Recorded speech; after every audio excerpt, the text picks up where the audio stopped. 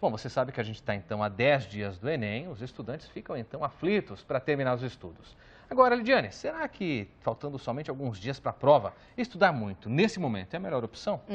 Eu não sei responder, mas eu tenho alguém que saiba, viu? Para conversar sobre esses últimos preparativos para o Enem, a gente recebe aqui o professor da PUC São Paulo e doutor em língua portuguesa, Rodrigo Maia. Ele é também colunista do portal R7 Português de Brasileiro. Rodrigo, muito bem-vindo aqui ao Link Record News. Obrigado, Lidiane, obrigado, Kleber, obrigado pelo convite. O que eu puder responder e puder ajudar os alunos num momento como esse, eu estou à disposição. Legal, Bom, há poucos dias aí para o grande exame, o que não foi aprendido ainda pode ser absorvido ou, na verdade, agora é época só de refrescar conhecimento? Quando se trata de educação, quando a gente entra nessa esfera de educação, é muito difícil a gente ser assertivo dessa forma. Olha, em 10 dias ninguém vai aprender, ou em 10 dias você vai aprender tudo. Fazer uma afirmação tão assertiva assim é muito complexo, né? Então, assim, eu costumo dizer que, se tratando de língua portuguesa ou produção de texto, que é uma área mais específica que eu lido, com certeza absoluta, em 10 dias, se eu falar que alguém vai aprender a escrever um texto em 10 dias, seria hipocrisia da minha parte. Quando a gente vai para a prova do Enem, provas de ciências exatas, etc., que envolve fórmulas, aplicação de exercícios, etc., com certeza esses 10 dias podem ajudar muito. Mesmo em língua portuguesa, questões gramaticais, substantivos, adjetivos, advérbios, etc., esses 10 dias podem servir. No que diz respeito especificamente à redação, eu sempre digo, redação é treino. Costumo comparar, trazendo aqui a seleção brasileira, que todo mundo falou muito, produção de texto é a mesma coisa, ele só acerta o chute, o jogador de futebol, porque ele fez os fundamentos, ele treinou, ficou 4, 5, 6 horas, vimos a reportagem aqui, estudantes estudando por 11 horas. Esses que treinam na hora do jogo, vamos chamar assim, que é a hora da prova, eles estão mais preparados. E nesses 10 dias, respondendo diretamente a sua pergunta, você precisa ter vamos chamar assim, uma rotina de estudos, muito mais para refrescar a memória, muito mais para você fazer uma revisão, inclusive as escolas de ensino médio, nesse momento, elas fazem uma revisão, inclusive fazer uma revisão do que necessariamente aprender algo novo. Não que seja impossível, Lidiane, Kleber, aprender algo novo, mas com certeza em 10 dias é muito mais adequado você fazer uma revisão. Rodrigo, você falou da produção de texto e a gente sabe que a redação tem um peso importantíssimo para o Enem. Quais as dicas práticas que você dá? Quer dizer, quem vai prestar tem que ficar antenado em que tipo de assunto, na hora de desenvolver o texto, o que é o ideal em termos de tamanho, até mesmo de objetivo de escrita. Objetivo de escrita. Se a gente falar de tema, nossa, a gente estava conversando, o tema de Enem é sempre uma grande interrogação. A gente arrisca algumas áreas, a gente diz que o Enem sempre busca temas mais atuais e principalmente você que é aluno está ouvindo agora, o Enem busca temas específicos para que ele consiga entender se você sabe pensar. A gente estava conversando, o tema do Enem no enunciado está escrito assim, um texto dissertativo argumentativo. O que é isso? Dissertar é expor argumentos e argumentar é defender o argumento. Então, o que é um texto dissertativo argumentativo? Um texto no qual você expõe o argumento, mas que você defende esse argumento. Não adianta só você dizer, meu argumento é esse. Se você não tiver um texto em que você defenda esse argumento, de nada adianta. Então, sobre temas, com certeza, se eu citar ou chutar, aliás, alguma coisa aqui agora, eu posso cometer um grande equívoco. O que eu digo esses temas políticos que a gente tem discutido muito na sociedade, né? Tanto a questão da presidência, como a questão das prefeituras e do governo, com certeza a questão da água, que sempre tem algum elemento novo que aparece. Ou seja, essas questões da atualidade, elas sempre caem. Ao mesmo tempo, os professores de Enem e de FUVEST, que também está chegando em novembro, mas falando especificamente de Enem, eles buscam alguns temas para fazer o aluno pensar. Sobre estrutura de prova, respondendo a sua pergunta, o Enem lida com 5 competências na redação. E sendo mais objetivo ainda, a redação do Enem vale 50% da nota. Ou seja, tem que caprichar na redação para poder garantir uma certa vantagem. Exato, não tem jeito. Da sua nota, 50% dela é só a redação. Então, você tem que dar, com certeza, uma atenção especial. E o Enem divide em 5 competências a correção da redação, que vale de 0 a 1000. Essas 5 competências, cada uma delas vale de 0 a 200 pontos. Primeira competência, Kleber, Lidiane, adaptação à norma culta, ou seja, você escrever de acordo com a gramática e com as regras gramaticais da língua portuguesa. Segunda competência, aplicação ao tema, ou seja, ele vai verificar se você tem elementos, se você consegue falar sobre aquele tema, se você usa adequadamente os textos de apoio. Terceiro elemento, estrutura do texto dissertativo argumentativo, ou seja, introdução, desenvolvimento e conclusão, é o que todo mundo diz, a maioria dos manuais diz, outros manuais colocam outros nomes, mas é a introdução, desenvolvimento e conclusão. Essa é a terceira competência. Quarta competência, mecanismos linguísticos, ou seja, coesão.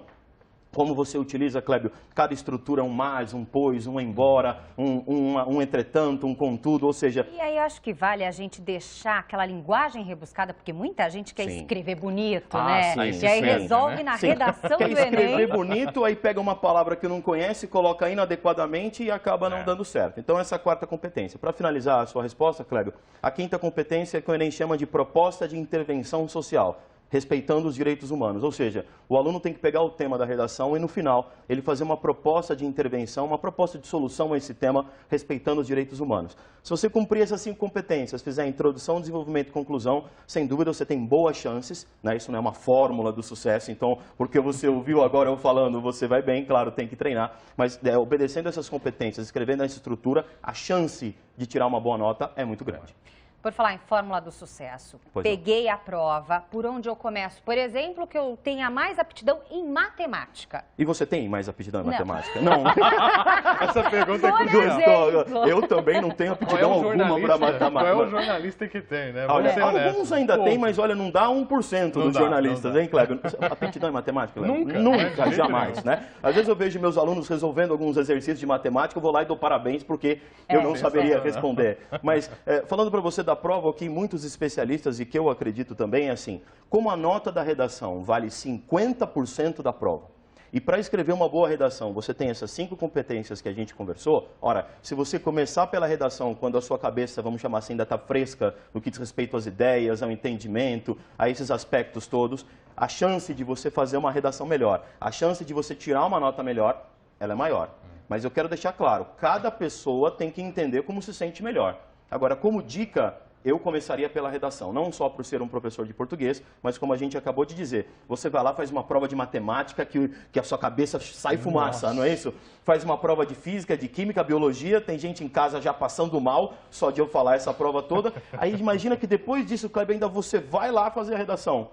Nossa, a chance de você deixar desgaste passar... mental é muito grande. Obrigado, o desgaste mental é grande. Como dica, eu sempre começaria pela redação, por essa questão cognitiva, e também por essa questão de valer 50% da nota, então nossa atenção tem que ser total. Rodrigo, quando o tempo está acabando, começa o desespero, e aí a pessoa que não respondeu boa parte das perguntas de química, física, biologia, o que quer que você comece a chutar. O que o sujeito faz nessa hora? Clébio, quem nunca chutou uma questão, né? Nossa, quem nunca numa prova, numa questão de física, química, o estúdio aqui está balançando a cabeça todo mundo aqui já chutou alguma questão, não é isso? Exato. Então, o chute das questões, ele é muito relativo, né? Quando você fala de número de questão, tem gente que coloca tudo C porque alguma vai acertar, né?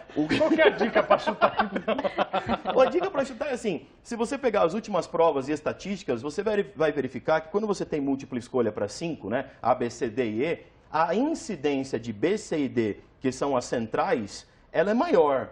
Mas isso não se aplica a toda a prova. E por que a incidência de B, C e D ela é maior? Ora, porque ele vai exigir do aluno uma leitura mais completa. Às vezes se coloca na A, o aluno já mata a questão na primeira. Mas isso tudo eu vou falar, Cleber e Lidiane, é muito relativo. Se alguém der uma dica assim, olha, chuta mais a B, chuta mais a C, eu te garanto que é só um papinho assim para agradar. É papinho furado. E essas dicas assim é mais o chute, ora, você tem que pelo menos, agora falando uma dica bem séria, Lidiane, na hora do chute, com certeza em 5 alternativas em qualquer disciplina, 2 delas, sem dúvida, que são impossíveis.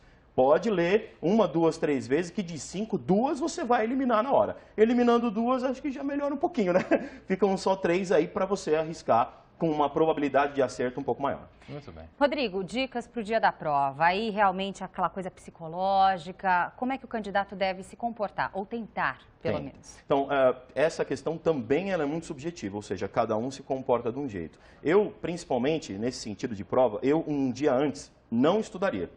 Não pegaria no livro. Porque tem muita gente que resolve passar a noite estudando. Tem muita gente que resolve, mas isso, frisando bem, Clébio, sou eu, Rodrigo. Assim como Lidiane e Clébio terão outras alternativas pessoais. Num dia antes, no máximo, Clébio, pega um livro de alguma coisa, faz uma leitura, porque, com certeza, 24 horas antes da prova, o que você aprendeu já está aprendido. Isso não tenha dúvida. Agora, na hora da prova, procure se manter calmo, obviamente. leve, né, uma água, uma barrinha de cereal que você queira comer, às vezes um chocolate. Todas essas dicas que todos os anos a gente vê e sim fazem muito sentido, porque são importantes na hora da prova, mas acho que a dica principal, assim, mantenha-se calmo. A gente viu pela matéria que você tem mais ou menos 3 minutos para cada questão. Olha, se numa questão você já teve 15 minutos, você já começa a se desesperar, fala, nossa, eu já perdi o tempo de fazer mais 5, né? Então, tem que tomar esse cuidado. Há questões que você vai fazer em menos de 3 minutos e há questões que você vai fazer em mais. Então, é uma organização muito pessoal. Portanto, a dica, assim, no dia da prova é mantenha-se calmo, independente de quanto tempo você está levando para cada uma das questões. É melhor que você faça as questões adequadamente, óbvio, se organizando sempre na questão do tempo para não estourar.